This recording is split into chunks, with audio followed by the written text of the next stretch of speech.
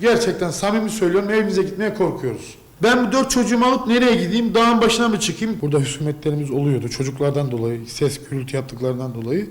En son cuma günü işte kızımla eve döndüm. Sokakta karşılaştığımızda işte ne bakıyorsun lan? Başka hiçbir şey yok. Bu oruçlu ağzımızda. Kızımı içeri girdim, jandarmayı aradım. Jandarma geldi, dışarı çıktım. Araç kameramı söktüm, jandarmaya teslim ettim.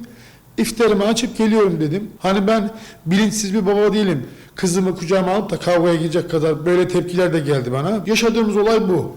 4 çocuğum olması, böyle sesten, gürültüden rahatsız olan, burası yazlık yeriymiş. Yani biz burada yaşama hakkımız yok mu? Biz vatandaş değil miyiz? Kızımın, en son 14 aylık kızım İkra'yla, bu en sonki yaptıkları bu.